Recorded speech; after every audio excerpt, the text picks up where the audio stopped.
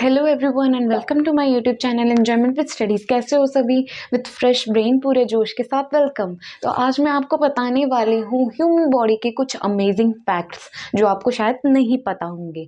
तो देखिए, line wise मैं आपको सारी चीज़ बताऊंगी। यहाँ छोटा छोटा लिंक दिया हुआ है, मैंने यहाँ पे छोटी छोटी एक क्लूज लिखा है, तो आपको पूरी वीडियो देखनी पड़ेगी और पूरी जानकारी इसमें छुपी है। तो देखिए, उसके लिए आपको पहले लाइक करना पड़ेगा, चैनल सब्सक्राइब करो और अपने फ्रेंड्स के साथ शेयर कर दो। तो सबसे पहले बात करेंगे हम किडनी की। किडनी कहाँ प्रेजेंट होती है, किडनी का मेन काम क्या होता है, ये हमने ऑलरेडी हमारी क्लासेस में पढ़ लिया है, पर फिर भी नॉर्मली जानने के लिए पता होना चाहिए। एब्डोमिनल कैविटी में, हमारे ह्यूमन बॉडी की एब्डोमिनल कैविटी में किडनी प्रेजेंट होती है। इसका साइज होता है 10 to 15 सेंटीमीटर्स। इसकी थिकनेस होती है 4 सेंटीमीटर्स। कलर होता है रेडिश ब्राउन कलर की होती है ये। तो देखिए, ह्यूमन किडनी जो है, गुर्दे होते हैं इंसान के, वो 200 लीटर तक का फ्लूइड जो है वो फिल्ट्रेट कर सकते हैं, फ्लूइड। तो ये होती है किडनी का फैक्ट। तो 200 जितना लीटर जितना फ्लूइड जो है वो फिल्ट्रेट किया जा सकता है किडनी द्वारा। नेक्स्ट पॉइंट है स्मॉल इंटेस्टाइन। स्मॉल इंटेस्टाइन मतलब छोटी आंत। हम ह्यूमंस के अंदर जो छोटी आंत प्रेजेंट होती है ना, जिसके अंदर सबसे ज़्यादा अब्जॉर्प्शन होता है, सबसे ज़्यादा खाने का पाचन जो है वो स्मॉल इंटेस्टाइन में होता है। स्मॉल इंटेस्टाइन का साइज होता है 18 to 23 फीट्स। हाँ, सही पहचाना आपने। अगर हमारी जो छोटी आंत है उसे खोल के हम देखेंगे ना, तो हमारी हाइट से भी 2 से 3 गुना ज़्यादा लंबी मिलेगी, वो ऊंची मिलेगी हमसे भी ज़्यादा। तो इसलिए वो इस तरह से अरेंज हो चुकी है हमारी बॉडी में कि कुछ पता ही नहीं चलता। जब अगर हम खोलेंगे ना, तो 18 to 23 फीट्स तक भी पता चलती है। इतनी ज़्यादा हाइट होती है, मतलब इतनी ज़्यादा लंबी होती है स्मॉल इंटेस्टाइन। थर्ड बात करते हैं टीथ की। हम अपनी बॉडी में कई चीज़ देखते हैं, कई बार कट लग जाते हैं, चोट लग जाते हैं, तो वो ब्लड क्लॉट के द्वारा, रक्त के थक्के द्वारा रुक जाता है ब्लड, और वो जगह जो है वो धीरे धीरे रिपेयर होनी शुरू हो जाती है। ये चीज़ हमने देखी है। पर क्या दांतों में ऐसा होता है? नहीं, बिल्कुल नहीं होता। दांत जो होते हैं ना, उन्हें बाहर से ट्रीटमेंट की ज़रूरत पड़ती है। अपनी बॉडी जो है ना, वो दांत को ठीक करने का वो रिस्पॉन्सिबिलिटी नहीं लेती। दांत अगर ख़राब हो जाए तो बाहर से ही ट्रीटमेंट करवाना पड़ता है, डॉक्टर्स के पास उनकी कंसल्टेशन लेनी पड़ती है। नेक्स्ट बात ये आती है आर्टरीज एंड वेन्स की। हमारा हार्ट जो है ना, उसमें 2 तरह की जो ब्लड वेसल्स है वो जुड़ी होती है। एक होती है रेड और एक होती है ब्लू। जो रेड कलर की होती है उसे हम आर्टरीज कहते हैं, जो ब्लू होती है वो वेन्स होती है। रेड कलर की आर्टरी जो होती है ना, वो ऑक्सीनेटेड ब्लड लेके जाती है, जबकि वेन्स जो होती है ना, वो डीऑक्सीनेटेड ब्लड, मतलब जिसमें ऑक्सीजन की मात्रा नहीं होती है।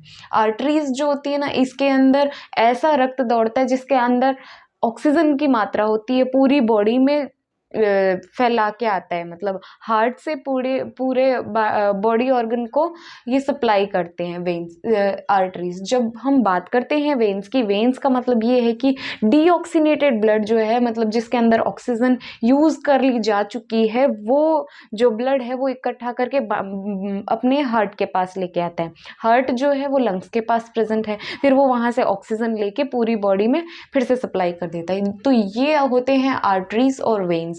हम इन्हें धमनी और शिरा भी बोलते हैं हिंदी में।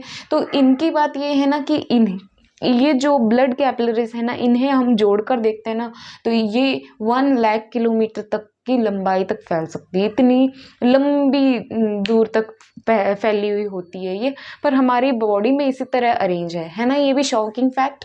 नेक्स्ट बात करते हैं लार्जेस्ट ग्लैंड। हमारी बॉडी में सबसे बड़ी ग्रंथि कौन सी है? वो होती है लिवर या यकृत, कलेजा भी हम जिसे बोलते हैं। तो लिवर जो होता है ना, इसके अंदर बाइजूस प्रेजेंट होता है। एंड अगर हमें भूख नहीं लगती, इसका मतलब हमारे लीवर में जो है वो कुछ गड़बड़ है। हर बार ऐसा लगता है कि खाना नहीं खाना, भूख नहीं लग रही, भूख नहीं लग रही, भूख नहीं लग रही। तो एक बार श्योर कर लीजिए कि आपका लीवर ठीक है या नहीं। नेक्स्ट बारी आती है ब्रेन डैमेज की। हम ह्यूमन बॉडीज में सेंसरी नर्व्स, मोटर नर्व्स, सारी चीज़ें जो है मेनली ब्रेन से जुड़ी है। अपना ब्रेन जो है ना, पलक झपकने से भी पहले मैसेज पास कर देता है, ये आपको पता है। तो हमारा ब्रेन एक कंप्यूटर जैसा शार्प ब्रेन होता है हम इंसानों का।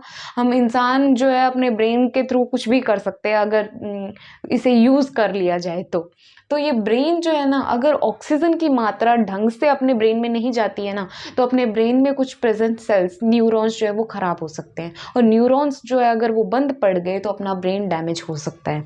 तो ब्रेन डैमेज होने से रोकने के लिए हमें रोज़ सुबह मेडिटेशन करनी चाहिए, मतलब लंबी सांस लेनी चाहिए हमें।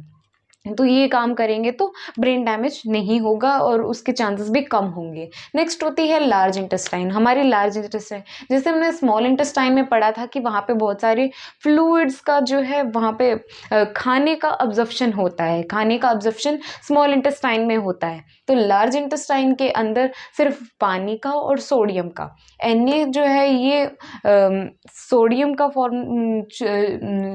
सोडियम का शॉर्ट फॉर्म है। ये सोडियम को हम केमिस्ट्री में Na के फॉर्म में लिखते हैं, और ये H2O तो वाटर की फॉर्म है ही। देखिए, तो ये दोनों चीज़ें जो है मेनली लार्ज इंटेस्टाइन में अब्जॉर्प्शन होता है इन दोनों का। नेक्स्ट और मेन बात, देखिए, treating depression without any treatment. इसका मतलब ये कि हम घर बैठे अपने डिप्रेशन का इलाज कैसे कर सकते हैं। जैसे जैसे जनरेशन बदल रही है ना, हम लोग ऐसा सोचते हैं कि हमारे ऊपर बहुत ज़्यादा स्ट्रेस आ रहा है, हम बहुत डिप्रेस्ड हैं, तो उस हिसाब से ना डिप्रेशन के केसेस जो है ना बढ़ते जा रहे हैं। तो इस चीज़ को रोकने के लिए एक चीज़ का घरेलू उपाय ये कि माना गया है कि हम अगर सुबह जो जॉगिंग करते हैं ना, जॉगिंग करने से हमारी फ्रेश एयर हमारे अंदर जाती है। एक और बात ये कि हमारे नोज़ को है ना, नोज़ के अंदर एयर कंडीशनर टाइप चीज़ें प्रेजेंट होती है, जैसे हम उसे ऑल्फैक्टरी सेल्स बोल रहे थे ना। हम अगर बाहर की ठंडी हवा को अंदर लेते हैं तो वो गर्म करके अंदर सेंड कर देती है बॉडी में, और अगर गर्म हवा है तो उसे अपने लंग्स के अकॉर्डिंग ऐसे सेट करके उस टेम्परेचर में एयर को सेंड कर देती है लंग्स के पास।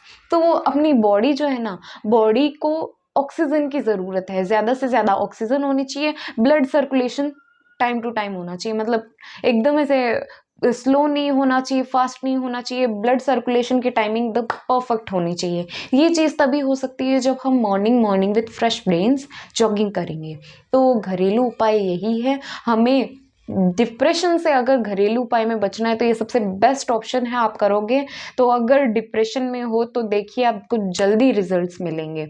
मेरी बात है, ये पक्की है और मानिएगा भी।